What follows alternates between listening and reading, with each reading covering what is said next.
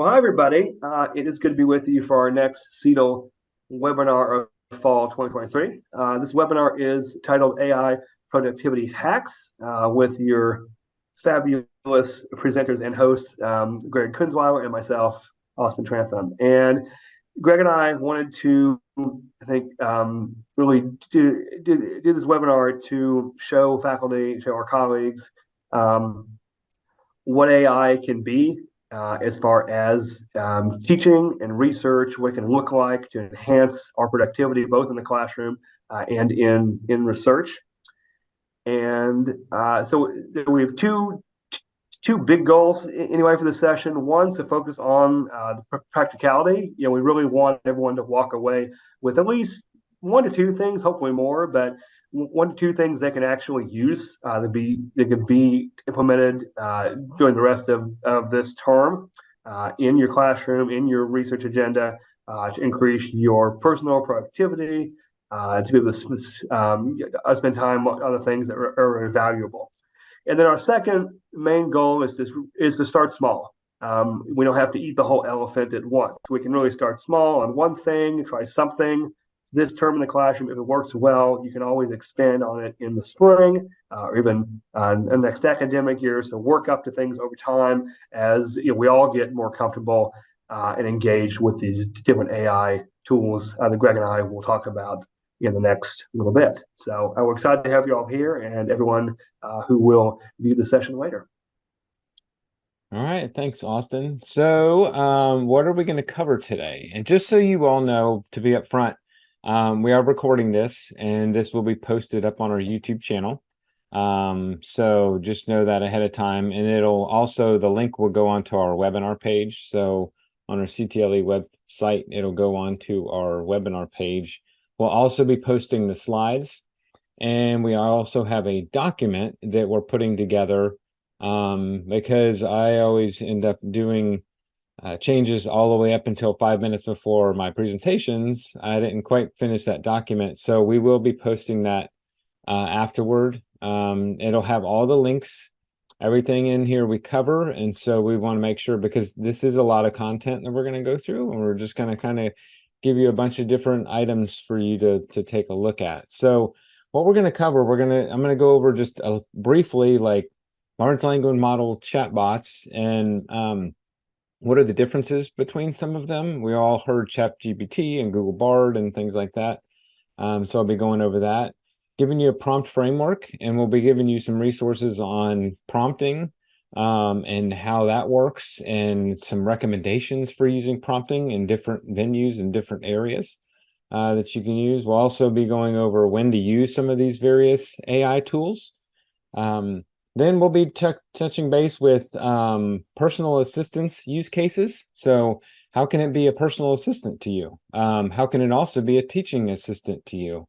And then Austin's going to dive in directly into research and writing and how he's been using this for his own research and writing examples as well. So let's go ahead and dive right in, because like I said, we got a lot of different things to cover. But like I said, we've all heard of the large language models, especially ChatGPT. Some of us have heard of Google Bard or Bing, maybe even Claude 2 or Perplexity. And so I wanted to start out by giving you just kind of a quick overview, because when you're using these as productivity tools, you really want to know what the right tool is to use. Some of this I actually didn't even know until this last week or so of actually researching and digging into this. But you can see these 5 different tools. There's more of them, but these are some of the 5 big ones that you can go through. All of them have a lot of data that they were trained on. But each one has some different strengths. Some are similar and some are not. But, like ChatGPT, and I'm going off of the free version. So this is 3.5. There is the plus version, which is 4.0. You do have to pay for that one. But off of the 3.5, it definitely is great for playing, like doing role playing, writing, editing text, summarizing, even brainstorming is a great thing to have with that one. It also saves you chats, which is a positive. And I think almost all of them now save chats. Before, some of them didn't. But you can even get into like Bing AI, which is directly connected to Edge. And this one has more of a conversational style. It does give you it cites its sources where it pulls from. It can actually create images. You can speak into it, so you don't just have to type into it. But it also you can copy, save, and share your full chats with people too. And there's several of those that can do that as well, like Google Bard can do that, and I believe Perplexity can do that as well. So if you take a look at this, and like I said, I'm going to be sharing this. One of the big differences with Claude 2 is the fact that it has a lot more words that it can handle. So you can see that one can handle 75,000 words versus the other ones that only can handle about 4,000 characters at one time.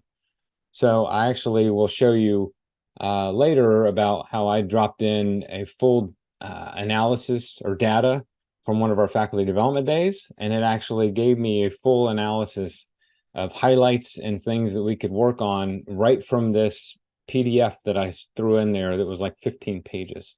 All of these are accessible online, but some actually have mobile apps, like ChatGPT has a mobile app, Bing AI has a mobile app. Perplexity has a mobile app, plus it has a Chrome extension that you can have. And so these are some of the differences with the different prompt frameworks. So when we go through prompt framework, I actually stuck this in and said to Google Bard, to ChatGPT and Bing AI, I said, give me a general framework for how to put together a prompt. And then what I did is I took all of that together and then condensed it down and said, summarize all of them, and here's what it came up with. And so first, start clear, begin with a concise and clear task statement, using action verbs to describe your task's objective. And so that's one. Relevant context, obviously providing the necessary background information is important. Specificity, to be precise about your information. Desired outputs, letting it know, this is the format I want. I want a summary, I want a report, I want an email or an article, or maybe I want it in paragraph form or bullet points, or in a table format, and let it know and specify that, and then it will, most of these will produce that. Give it examples. If you have some examples, that absolutely helps it with some of the information that it puts out. And then constraints, let it know if you have some constraints. And it's funny how it puts in there, several of them put in there, maintain politeness, please and thank you, and things like that to go along with the prompting. And so that's just a general prompt framework that people can use for any kind of prompting. You don't have to use all of this, but you can use some of this. And then the last one is tone and persona. So obviously writing style, whether it's professional, casual, maybe enthusiastic or informational, even funny.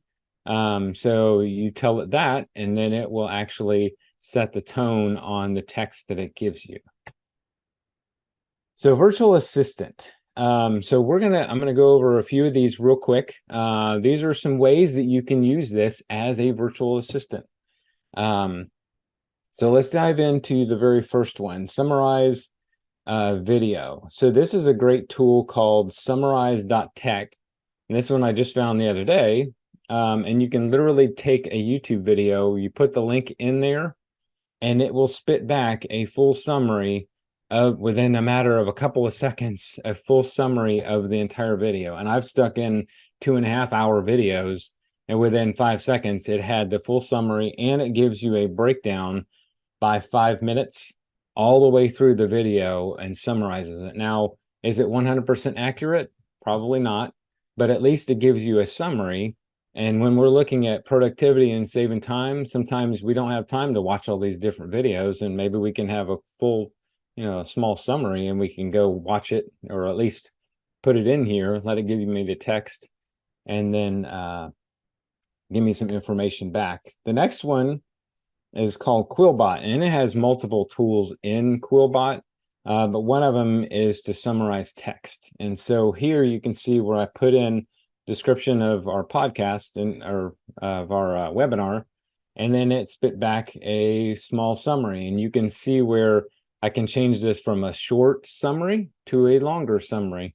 And you can do this several times over to see, let it change some of the text.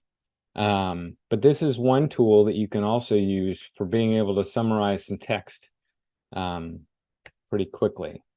The next one is just creating emails. One of the great tools with Bing AI, especially the one that's built directly in Edge, is the fact that it has a compose section. You can see at the very top, and all I have to do is just say, write an encouraging email to students that have missed my last 2 days of class, and then it'll actually give you a summary of that. I set the tone and I say maybe it's professional.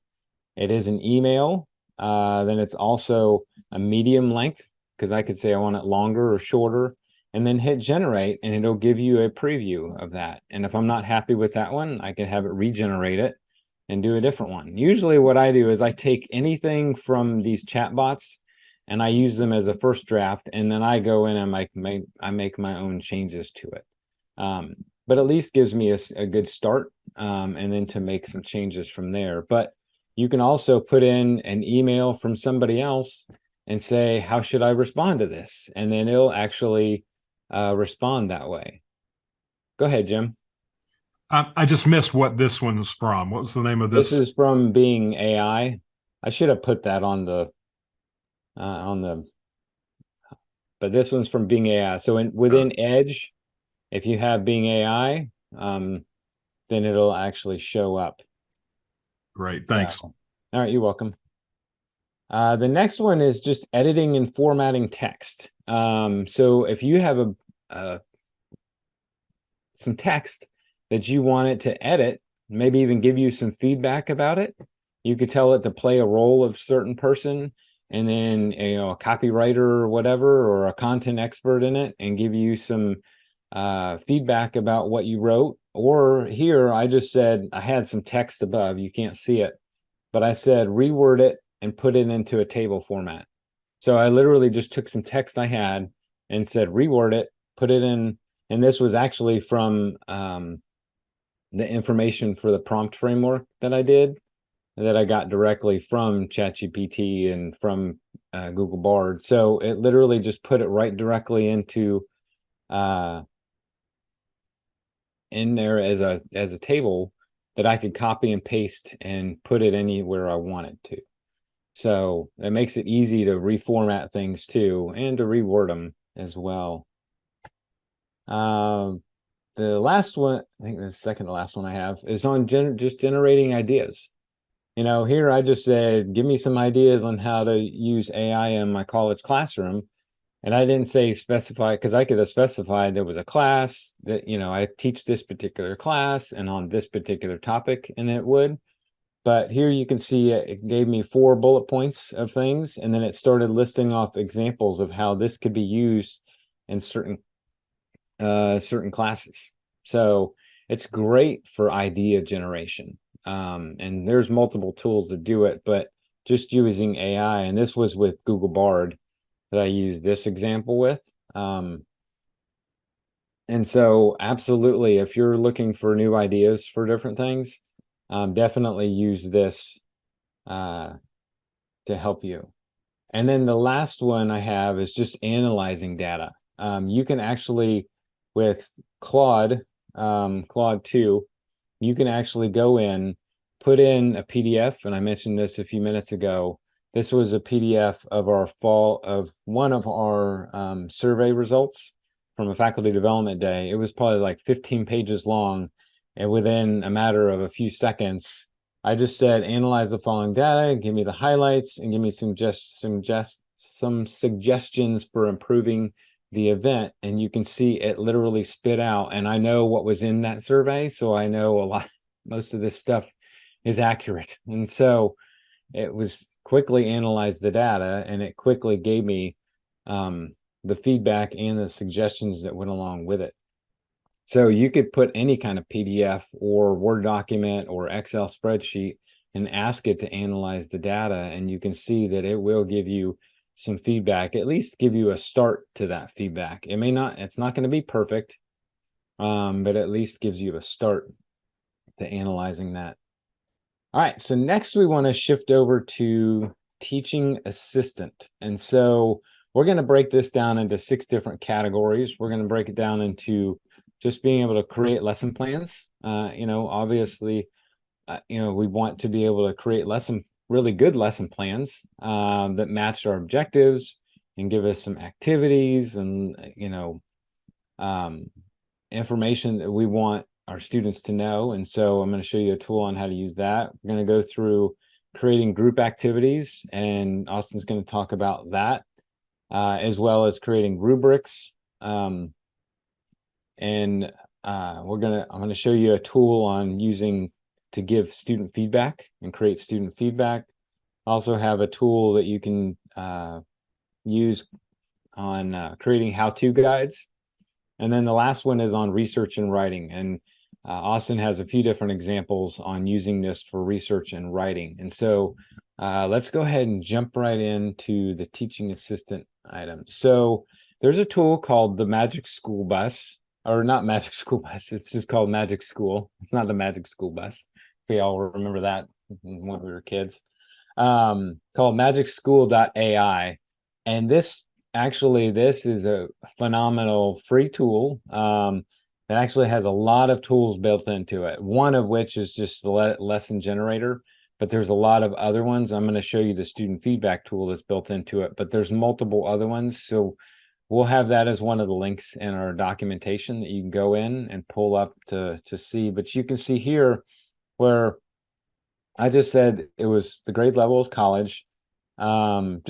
I just put in general prompt, proper uses of ChatGPT in the classroom. And I told it I wanted it to create a lesson on that and other language model chatbots, create an active learning activity that goes along with it. And so you can see over to the right where it started giving me the objectives, assessments, key points. It's all a starting point. It's not an ending point for us creating lesson plans, but it is a starting point for us to move forward. And that's how I always tell people to look at any of these AI generators. Maybe eventually they'll continue to get better and better. But like I said, first draft is what you want. But this one absolutely is a good way to create a lesson.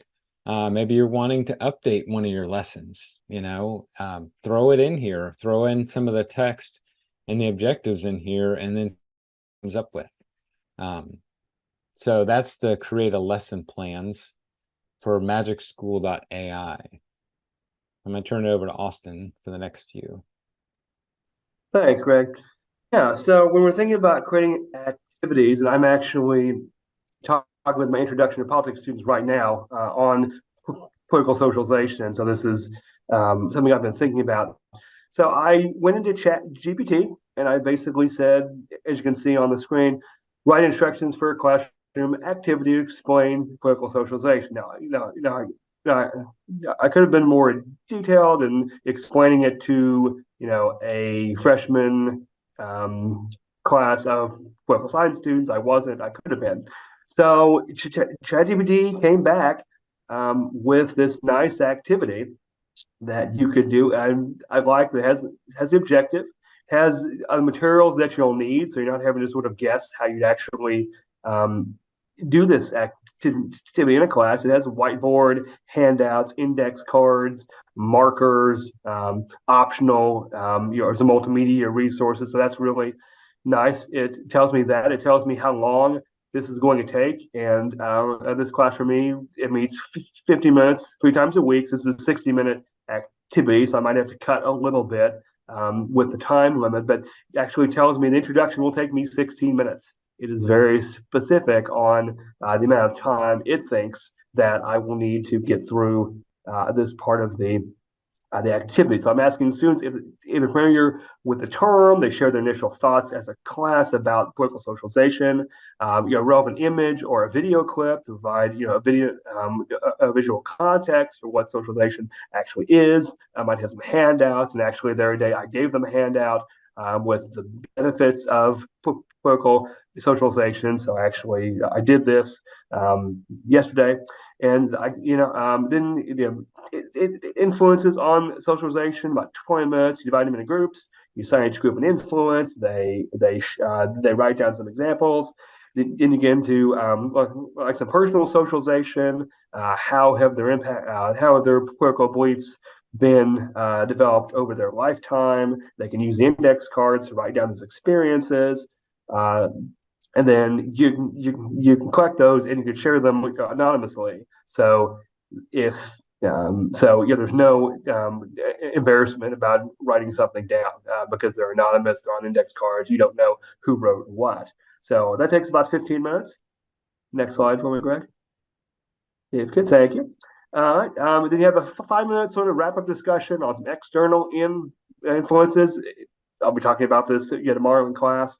Things that might impact someone's socialization, things like the media, religious groups, political parties, your family, things like that. And then how those influences might vary based on racial, ethnic background, geography, socioeconomic status. So that would be a nice discussion there. How the environment would impact someone's political values and views. And then you have a 5-minute conclusion. And I like that ChatGPT came up with an optional extension of the activity. They can actually conduct interviews with family members or peers to explore their political socialization experiences. And I'm actually having the students do this for their next assignment. They're actually interviewing 3 people of different age cohorts, and they're actually looking at this. So ChatGPT actually gave me something in their activity that independently I already thought of. So I thought that was kind of neat. Okay. Next slide, please.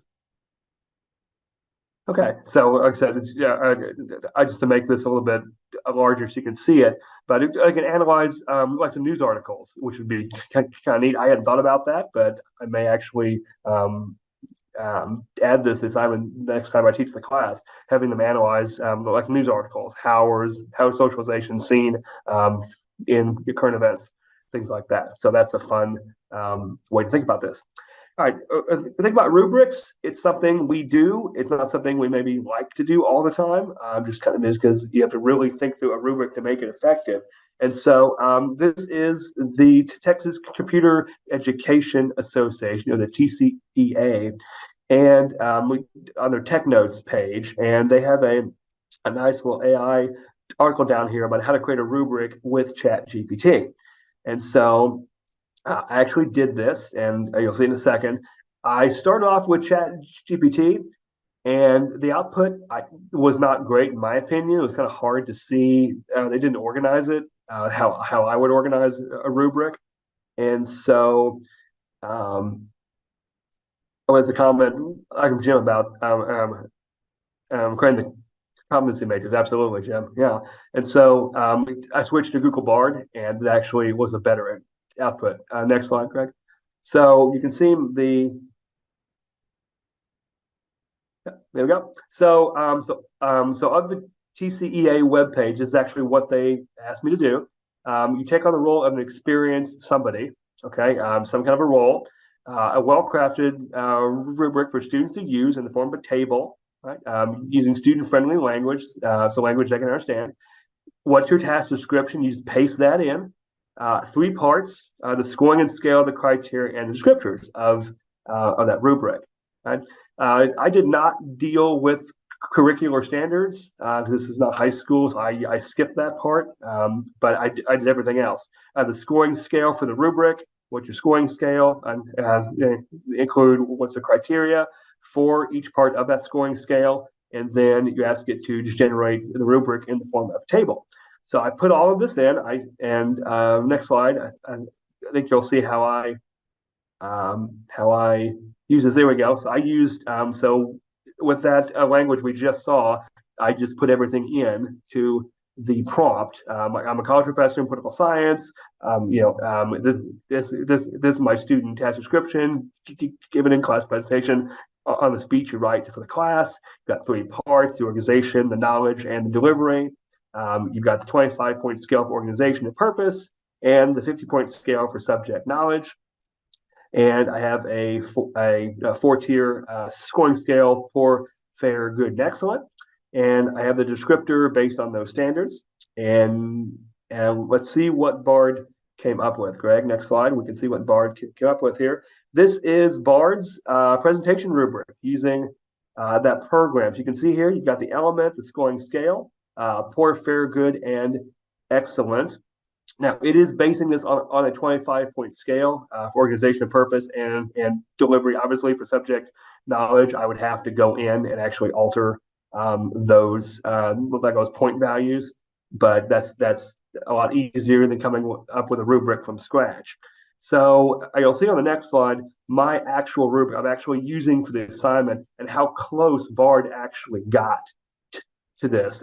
This is from my grade speeches class in the honors program. So you can see here, it got pretty close to what I'm actually doing in terms of the language for the four categories: poor, fair, good, and excellent.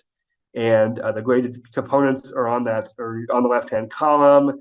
Everything looks pretty similar. I was a little surprised how close it got to what I'd actually done back in August before the year started. So that was really neat. It was a way for me to understand rubrics, and like I said, it got really close to what I'd actually done in the classroom. So that was so that's a way. And I did this. I did the rubric and the prompt and my notes and the rubric in about 10 to 15 minutes tops. So it really was a time saver in that regard as well.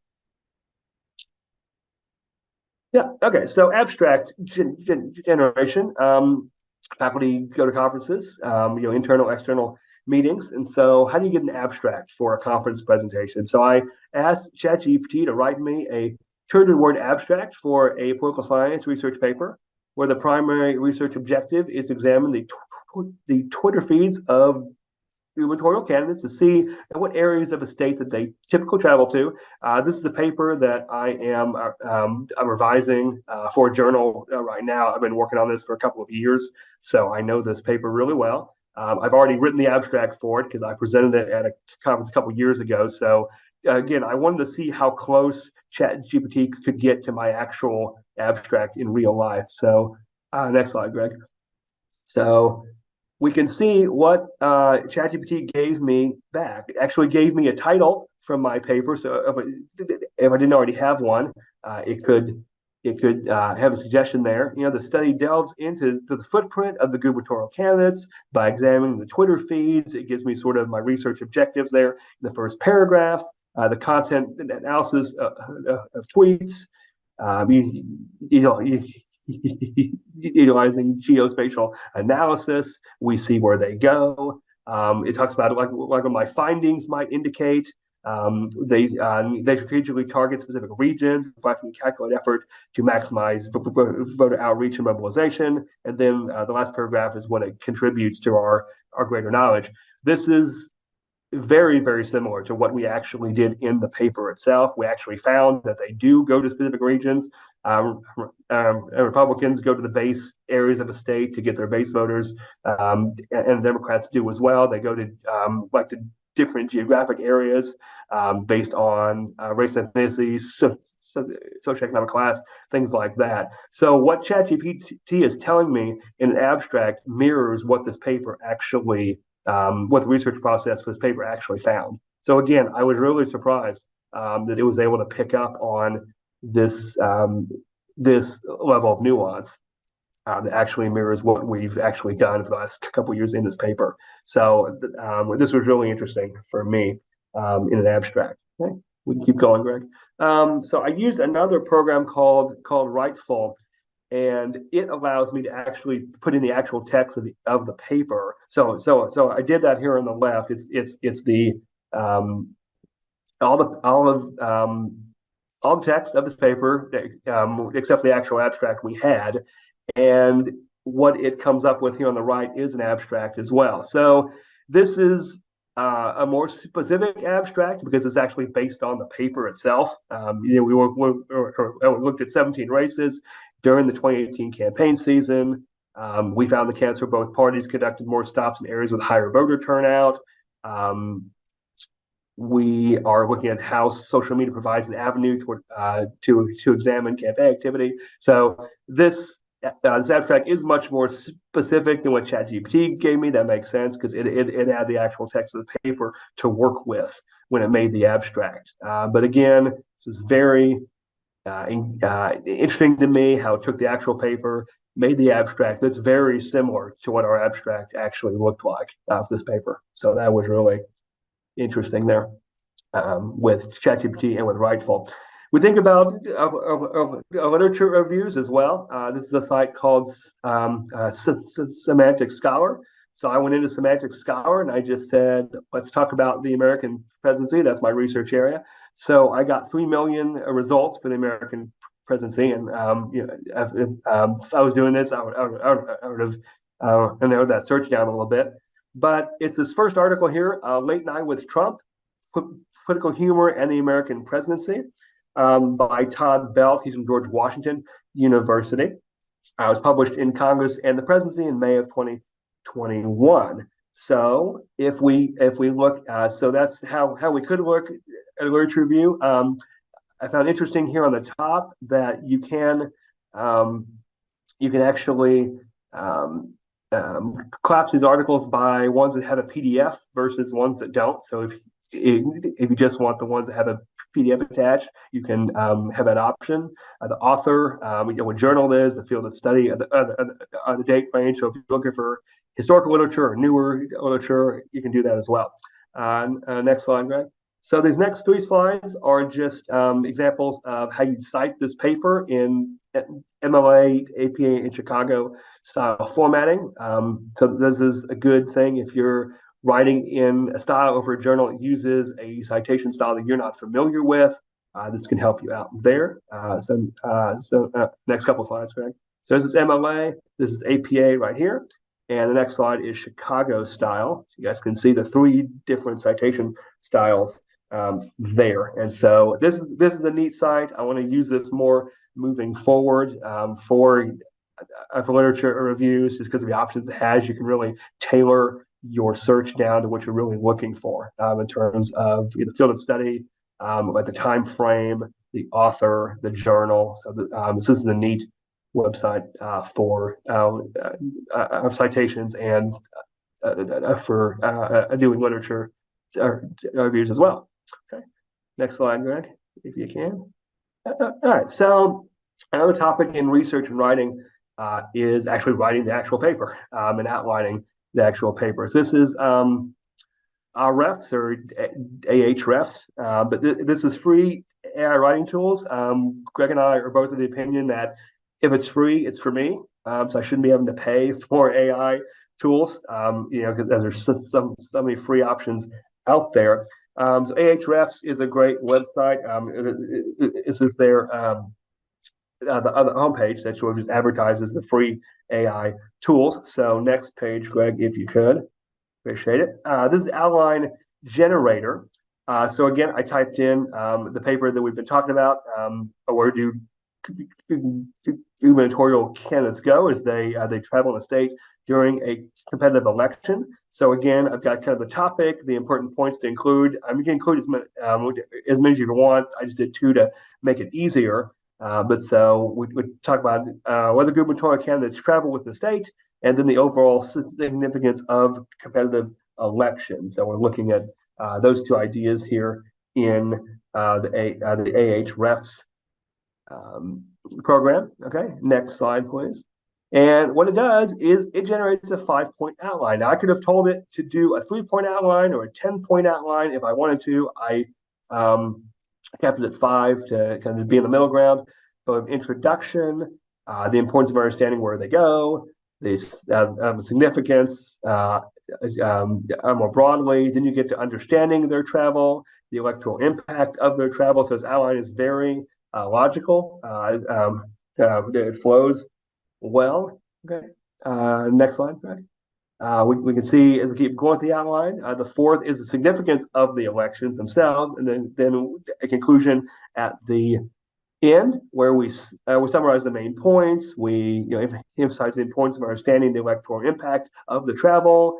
Stay informed about the travel patterns. I could put some future research in here as well if I wanted to, but this is again really similar to what the paper actually turned out to be. So I was shocked at this. It really just from two major prompt points, it was able to understand all of this nuance in this context.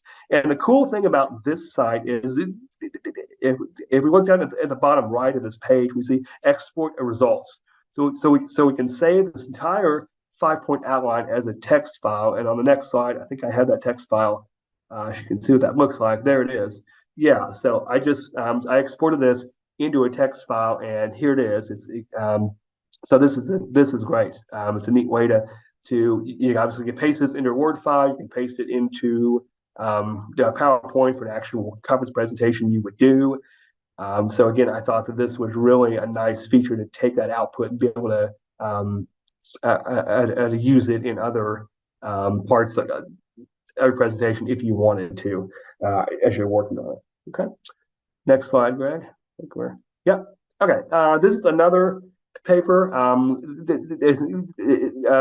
was published in Social Science Quarterly a couple years ago, but this is about paraphrasing and text summarizations. The program called Summary. And this is this is the front page of the paper. Was on my former institution. Racial politics and the presidency, analyzing White House visits by sports teams. And you see here our objectives. This is the abstract there, and you see the introduction to the paper. So let's summarize this paper. Next slide. Using summary. So again, I was able to upload this entire PDF of the article into Summary, and this is really a neat site because I can tell it exactly how many sentences I want the summary to be. And so, I mean, hard to see this box up there at the top. It says, this is a 10-sentence summary of the text you submitted. So this is a 10-sentence summary of an article that's probably 20, 25 pages long. Okay. Next slide, Greg. Then, if I wanted to get even more of a summary, I could tell it, hey, summary, I want a 5-sentence summary of this 20, 25-page article, and it would give me that. This is probably where I would, this is the good number of sentences for me. I think it tells enough information without overburdening everything. It tells me about the presidents and the sports teams, and there are no objections to going to the White House for the sports teams, and how we coded a White House visit. So it has some data and methods in there. Talks about how Obama holds the record for most White House visits, and individuals in 11 teams have expressed overt objections to the team's potential, which is what we found. Sort of are the team saying yes, we want to go, or no, we don't want to go to the White House. And here at the bottom, it says this reduced the paper by 96%. So it even tells you how much I reduced it by with the 5-sentence summary that you have. Next slide, Greg. And so I did one more summary. This is a 3-sentence summary of what I gave it. So again, like we can see, it kept some of the text from the 5-sentence summary, but not everything.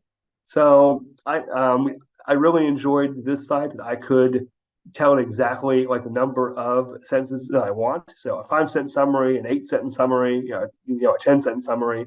I can see this really being useful for summarizing research papers, policy briefs. And I like the fact that I could upload it by the PDF right into summary, tell it how many sentences I wanted, and in a couple of seconds, I got 3 different levels of summation. So this is really great. Okay. The next slide, Greg. All right. This is Chat PDF. And again, I took my paper on racial politics and the presidency, uploaded it as a PDF into Chat PDF. And why this site is interesting is because it gives you, a little, a couple of introductory sentences there at the top, but this gives you questions if you're reading this article, what questions might you ask a class, let's say, or even if you're presenting a paper at a conference, what questions might you get from the audience that you might want to be you're prepared for? So I liked that feature of Chat PDF because it gives me 3 questions, and if I were to click on those, it actually gives you parts of the paper that you could use to answer each of these 3 questions. So, what are the key findings? How have White House visits like changed over time? What's the racial composition of the sports leagues? All things we answered in this paper. But having them pull out those questions, I think, would be a useful tool for researchers who have to present their own work and sort of trying to anticipate the questions that they might get from an audience. Okay. And the next slide, again. Okay, this is text transcription. So using AI to correct text with proper grammar, spelling, etc. I have a project in progress where I am looking at gubernatorial debate rhetoric. So I have a YouTube videos, and so the hack Greg talked about earlier with the summary, I could use that here as well. So I basically told ChatGPT, you're a professional transcriptionist. You have perfect spelling, punctuation, and can format the transcripts. Here's the text I want you to correct. You're going to add the periods, commas, apostrophes, and the question marks. Don't change anything else. And you keep typing until the entire text is punctuated. Because what I found was I can do a dictation software. I can use a virtual audio cable to act as internal speakers. It will take the text from that YouTube video, but it's in a block of text. So I'd still have to go back and capitalize words, put in punctuation, and that takes a long time. So if I can have ChatGPT or Bing or Bard do that for me, that just saves me a lot of time. I can focus on the actual content and not the mechanics. Next slide, Greg. So after this, there we go. So so and actually it was able to do that. And it wasn't perfect. I still had to go back and look at the actual debate and actually go through it with the YouTube video, but it was a lot better than what I would have done. I was able to listen to the audio recording, correct some of the words, but it was a lot better than doing it all by hand. So some really interesting ways I found in my research to make it cleaner, to make it faster, and it allowed me to spend more time on the more human centric parts of the research rather than kind of the tedious mechanical ones. Thanks, Greg. All right, thanks, Austin. Those are really cool. And there's a couple tools in there I haven't tried yet, so I'm going to have to go back in and try those different tools. All right, last 2 that I'll cover. A lot of times we're wanting to make just quick how-to guides, maybe even something to show somebody up on the internet, but we don't necessarily want to use our own voice. We want to just do it quickly and then have it look professional, have it sound professional. We also want to have documentation, maybe even with screenshots. This is actually a tool called Guide with 2 Ds. And what you do, you can sign up for a free subscription, and I think you get up to like 25 different guides with the free subscription. But it's basically a screen capturing tool. But the difference with this one is the fact that it actually uses AI behind the scenes to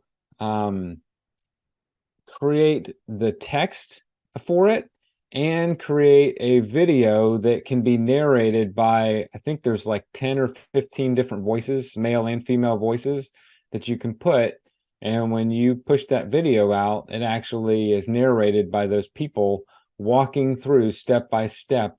And all you did is just went and clicked here, click there, and then hit stop, and it generates everything else. You can see how down in the bottom right hand corner where it says magic capture, it's capturing each one of those pieces of the walkthrough that I did, but then it's also on the left, it's starting to narrate it over to the left, and then that's what it uses to be able to narrate the actual video. So it's a really neat tool, especially for an instructor trying to showcase something for their students, and you don't want to have to spend 4 hours creating some video. Just use this tool, and within 5 minutes, 10 minutes, you can have a fully created video and a fully created walkthrough, like PDF or Word document. I think that it creates to be able to have that as well. So that's an interesting tool. And then the last one, when we go back to this magicschool.ai website, you can do student feedback here. You know, a lot of times student feedback is what can take us a while as an instructor to go through. And so here you can see I can put the grade level, the assignment description. So put the full assignment description, any kind of focused feedback, maybe even the rubric categories that you have from the particular assignment, and anything else you wanted to know. You plug that in, and then you take the student work, the text from the student work, and put it in here and hit generate, and it'll actually generate. It usually generates a section that's positive, like what the student did well, and then a section where here's what you could work on to make this a little bit better. And I've done this with a few assignments so far in my class. I teach educational technology, and it did a pretty good job. I had to go back in and make a few changes to it and change some of the language, but I think it did a really good job as far as this, you know, producing the student feedback and giving some details that I hadn't even thought about when I was reviewing their assignment. So it was helpful. So I think that's the end, but we wanted to leave a little bit of time for question and answer, and time for any of you all to share out maybe what have you dug into so far with, you know, productivity and how AI has helped you. So I want to open up the floor for the entire group. I'm going to go ahead and stop sharing now. Greg, I think Jim had a question in the chat about guide. Yeah, Greg, you were talking about how it created the narration after each slide capture. Are you still describing it and it's translating it into its voice, or does it just create the narration from how you're moving from screenshot to screenshot? It just creates it from, I didn't even say a word when I did it, and I don't think anybody else usually says a word. It just knows what you're doing and explains that. That's incredible. All right. Yeah, it's crazy how well it works, you know. And you can go on their website and see a lot of other tutorials of people that have created their own guides, but the way it just reads what you're doing and then narrates through the content, and it uses somebody else. The voices that I've heard don't just sound like a complete robot, you know. So yeah, it's an interesting tool. Pretty amazing. I do have one tool for a recommendation, and this helped us out a lot when we were doing the listening sessions this year on campus. Grain, Grain, will you can drop a Zoom recording or an MP3 recording into it. It will automatically generate a transcript of the meeting in seconds. And so we use that to create the transcripts of the listening sessions. And then we use ChatGPT we gave a prompt for it to take the transcript and to code it, qualitatively code it, do axial coding. It did all of that. It wasn't perfect, but it was about 80% perfect. And what would take about 120 hours to do 7 sessions took us about 10. So that's a good one to keep in mind if you're wanting to send out Zoom minutes. It can actually Grain will turn it into a transcript, and then you can load it into ChatGPT to make it, you know, it formatted the way you want it. Perfect. Thanks for sharing, Jim. Yeah, anything that we can do to save us time and make it easier. I mean, that's really what these tools are about. And like you said, it gave you an 80% head start on something that would have normally been, you know, 0% head start, and you're starting from scratch. So anybody else have anything they want to share, anything to follow up on what we shared? I know it was a lot. And we will be sharing out the PowerPoint. We'll be sharing out a document that'll have the links.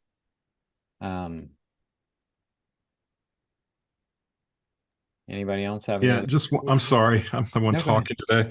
Austin, on the text transcription that you gave, what was the What was the platform for that? Was that still Chat PDF? Oh, no, the transcription was Chat GPT. Yeah, so I used for the actual YouTube video and actually just getting the text. I started using Word Online, and it didn't work for me. So I actually just used Google Docs. And it's not perfect because sometimes if the sound quality goes out, like even with a virtual audio cable, turns your speaker sort of inside out, so you don't hear it because it's doing it internally, but it will sort of stop after every couple of minutes. I'd actually sit there and sort of turn it on, and as it would go off, which was kind of annoying. But I got most of it, and like I said, yeah, I put it into Chat GPT, gave the prompt, it came back with it done fairly well. I put that back into like my Google Doc file with the transcripts, and I would still have to just go through the video and actually. So I turn off the cable so I could hear I could hear the audio again, and I would just go through it. But everything was capitalized, and I had a word here or there if it sort of had cut out on me when doing the transcription. But so it was a lot easier. So as you were saying, I had a huge head start on a project. I'm still working on it after a couple of years, but it has made that tedious process a lot easier to do. So. Thank you. Oh, absolutely. Anyone else? Any other interesting tools or productivity hacks they might want to share?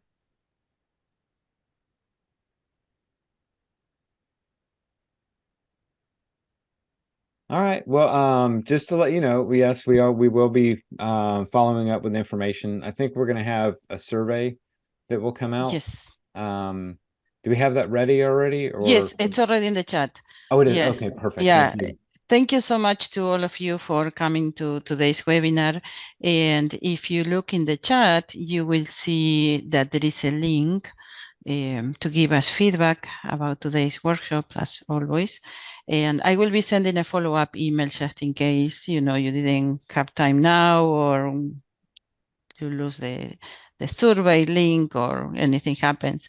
And well, as always, please, let us know and give us feedback, and we will appreciate it a lot. Also, we want to remember to check out for more videos in our webpage, in our YouTube channel, and our webinar website.